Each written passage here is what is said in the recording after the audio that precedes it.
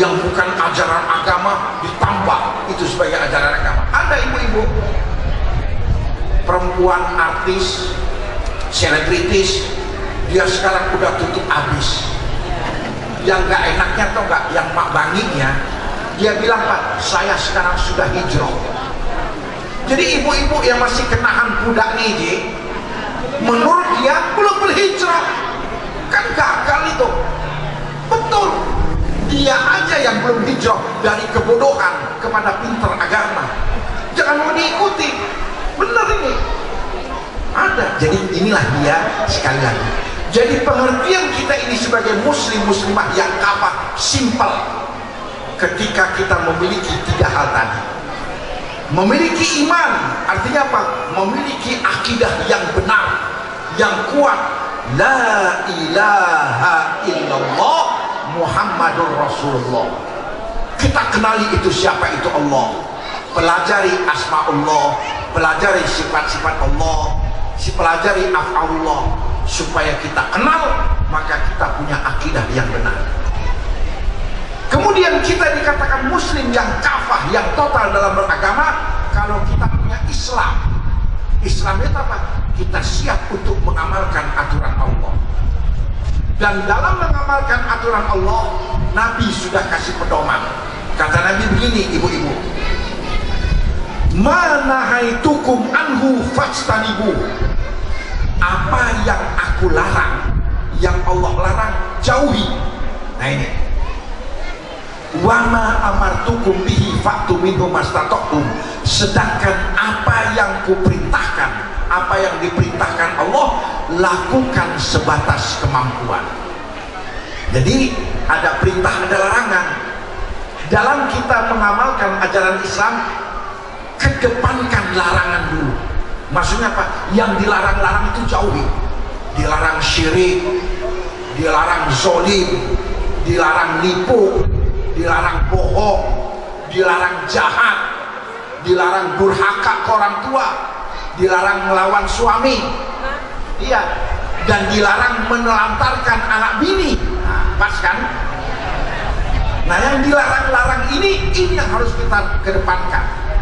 Sedangkan perintah Bapak Ibu, kata Nabi apa? Lakukan sebatas kemampuan. Maksudnya apa? Jangan dulu mikirin ibadah yang sunnah sebelum kita melakukan yang wajib. Betul. Makanya kalau ada yang tanya, Ustaz, kira-kira sholat tahajud yang bagus itu jam berapa? Saya biasanya gak jawab, Bu. Saya tanya dulu, maaf Mas, sampean sholat subuhnya jam berapa? Itu dulu yang saya cek. Kalau dia hehehe, dia subuhnya jam 9 pagi, mikirin sholat tahajud, aduh lagi. Ini betul ini. Sama ibu-ibu, bulan Ramadan mau puasa Syawal. Ustaz, Syawalan itu yang bagus berurut atau boleh pecah-pecah? Sebelum saya jawab, saya tanya, maaf Bu, ibu punya utang nggak Ramadan? Kalau punya, bayar dulu itu Ramadan. Itu yang wajib. Tapi Ustaz, nanti kelewatan, Syawalnya habis, biarin habis. Karena puasa Syawal itu hukumnya apa? Sedangkan Ramadan apa? Sama dalam kita mengeluarkan belanja harta. Yang pertama sekali kita wajib membelanjai untuk diri kita. Bagaimana kita supaya jangan sampai gak makan. Yang kedua apa? Nafkahi keluarga yang menjadi tanggung jawab kita. Anak, bini, orang tua. Yang ketiga, kalau punya hutang, keluarkan dulu hutangnya. Ini enggak, hutangnya lari-lari dia. Begitu ditagih, lebih jahat, lebih kejam sama yang parah. Ini yang cadang itu begini. Baru yang ketiga, yang keempat apa? Kalau sudah sampai zakatnya, keluarkan zakatnya. Baru setelah itu silahkan bersedekah. Di Bandar Lampung yang terjadi apa, Bu? Nyawer kemana-mana, anak bini nggak nyapa. Ini yang rusak. Padahal yang wajib kita harus kedepankan. Dan ini yang banyak memprihatinkan.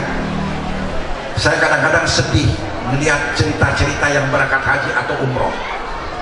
Ingat nggak kemarin waktu sebelum haji ada suami istri yang berupaya nyium Hajar Aswad, akhirnya mereka terjatuh, yang perempuan bisa ditarik, yang suami keinjak mati dia di situ. Kalau bagi orang awam, wih hebat amat ya perjuangan, adu-adu lagi lah. Mencium Hajar Aswad itu apa hukumnya coba? Menjaga keselamatan diri apa hukumnya? 100 ibu-ibu.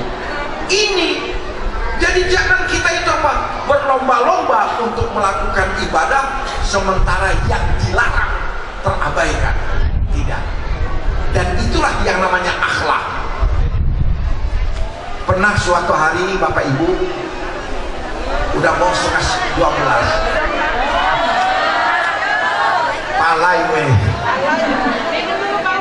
Oh iya ya, saya minum dulu ya.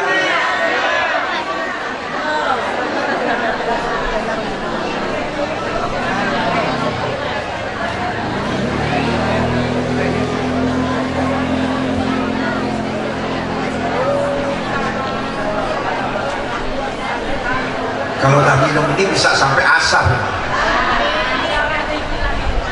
Nah jadi pernah Rasulullah SAW kedatangan seorang pria. Lalu pria itu langsung bertanya kepada Rasulullah. Kata pria itu, ya Rasulullah, wahai Rasulullah, fulana, ada seorang wanita. Tuzkaru min kasrati sholatiha, sholatnya dikenal banyak. Wasiyamiha, puasanya banyak. Wasodakotiha, sedekah-sedekahnya banyak. Artinya Masya Allah lah perempuan ini. Khairu annaha tu'zi jironaha bilisaniha. Hanya saja ya Rasulullah, kelemahan wanita itu apa? Suka ganggu tetangga dengan lidahnya. Coba aja ngomong, nyelekit. Qol, apa jawab Nabi? Hiya finnar, wanita itu ke neraka. Coba lihat. Artinya apa? Banyaknya sholat tadi tidak bisa menyelamatkan dia dari siksa api neraka. Banyaknya puasa nggak bisa menyelamatkan kalau ternyata dia tidak berakhlak. Kembali lagi, pria itu benar. Fulana, ada wanita lain ya Rasulullah. Tuzkaru min qillati sholatiha. Dia dikenal sholatnya sedikit. Kata Imam An-Nawawi menjelaskan hadis ini, maksudnya sedikit apa? Dia fokus menjaga sholat lima waktu yang wajib. Jadi dia jaga betul-betul lima waktunya. Sholat sunnah itu ala kadar. Wasiyamiha, puasanya juga sedikit. Artinya dia fokus puasa apa? Wajib Ramadannya. Puasa sunnah dia semampunya aja. Wa annaha tatasaddaqu bil aswar minal aqil. Dan wanita itu ya Rasulullah hanya mampu bersedekah dengan beberapa potong keju.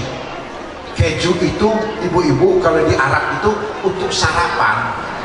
Jadi kalau kita kan sarapan tahu tempe. Kalau di sana keju, beli keju pakai roti udah gitu. Artinya dia hanya mampu bisa bersedekah itu. Khairu annaha la tu'zi jironaha bilisaniha. Hanya saja ya Rasulullah, wanita ini tidak pernah mengganggu tetangganya dengan lidahnya. Artinya akhlaknya yes. Qal, apa kata Nabi? Hiya fil jannah, wanita ini akan ke surga. Subhanallah. Hadis sahih muttafaqun alaih. Jadi jelas ya Bapak Ibu, dan inilah dia. Karena itu apa? Jadikan iman fondasi hidup kita. Maksudnya apa Bapak Ibu? Ketika kita ingin mengucapkan sesuatu, kita ingin melakukan sesuatu, kembalikan ke fondasi. Kira-kira yang akan saya ucapkan ini dibenarkan nggak oleh Allah? Yang akan saya lakukan dibenarkan tidak oleh Allah? Kalau dibenarkan, bismillah, ucapkan, lakukan. Tapi kalau tidak, jangan. Itu yang maksud iman fondasi hidup. Dan jadikan Islam pola hidup kita. Jadi dalam sehari-hari, apa yang kita lakukan itu menjauhi larangan Allah, melaksanakan perintah Allah terutama yang wajib. Itu. Sedangkan ihsan atau akhlak, jadikan itu sebagai tujuan hidup kita beragama Islam ini. Jadi kita ini menjadi muslim muslimah, tujuan hidupnya apa? Dalam hidup yang singkat ini agar kita menjadi manusia yang berakhlak mulia. Makanya dari awal Nabi bilang, innama bu'istu liutammima makarimal akhlak. Itu dalam maknanya, aku ini hanyalah diutus oleh Allah untuk menyempurnakan bangunan akhlak yang mulia. Jadi jujur Bapak Ibu, saya ingin meluruskan mindset yang ada di kita. Nabi kita bukan mengajarkan untuk kita banyak-banyakan sholat, banyak-banyakan puasa, adu-adu lagi, bukan. Melainkan yang diinginkan oleh Allah dan diajarkan oleh Nabi kita, bagaimana kita menjadi manusia yang berakhlak mulia.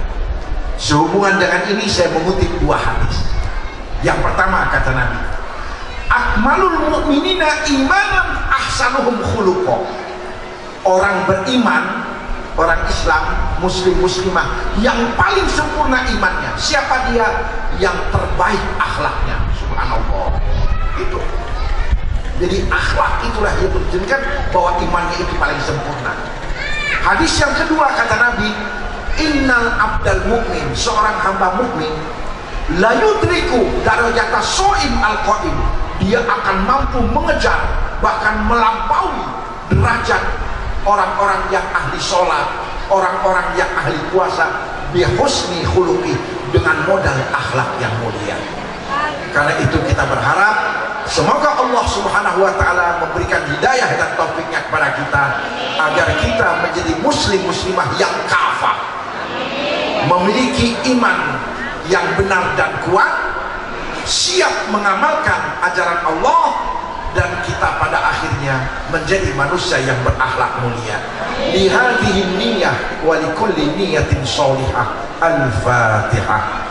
A'udzu billahi minasyaitonir rajim. Bismillahirrahmanirrahim. Alhamdulillahi rabbil alamin arrahmanir rahim maliki yaumiddin. Iyyaka na'budu wa iyyaka nasta'in ihdinas siratal mustaqim. Siratal ladzina an'amta 'alaihim ghairil maghdubi 'alaihim waladdallin. Amin. Ya dzal jalal wal ikram, lakal hamdu ya ma'bud, hamdan yuafi ni'amahu wa yukafi'u mazidah.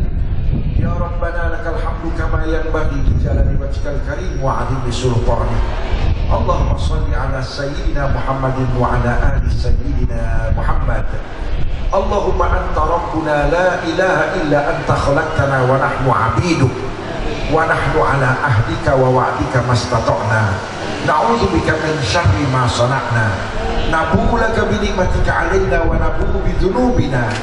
Faghfir lana fa innahu la yaghfiru dzunuba illa anta. Rabbana zalamna anfusana wa in lam taghfir lana wa tarhamna lanakunanna minal khasirin. Rabbana ighfir lana wa liwalidina warhamhum kama rabbawna shighara. Rabbana hab lana min azwajina wa dhurriyyatina qurrata a'yun waj'alna lil muttaqina imama. Allahumma a'inna ala dzikrika wa syukrika wa husni ibadatik. Allahumma arzuqna al-ikhlasa fi talabil ilmi wa nashrihi wa jami'i ta'at. Ya Allah, ya Allah, ya Allah, bi husnil khatimah. Rabbana taqabbal minna innaka antas samiul alim wa tub 'alaina innaka antat tawwabur rahim. Allahumma ij'al jam'ana hadha fi ihtifali dzikr al-maulid an-nabawi asy-syarif jam'an marhuma wa tafarruqana min ba'dihi tafarruqan ma'suma. Fa antal awwalu fala syai'a qablak wa antal akhiru fala syai'a ba'dak. Rabbana atina fid dunya hasanah wa fil akhirati hasanatan wa qina adzabannar. Subhanakallahumma wa bihamdika asyhadu an la ilaha illa anta astaghfiruka wa atubu ilaik. Walhamdulillahi rabbil alamin. Taqabbalallahu minna wa minkum. Taqabbal ya karim. Wallahu muwaffiq ila aqwamit thariq. Wassalamu alaikum warahmatullahi wabarakatuh.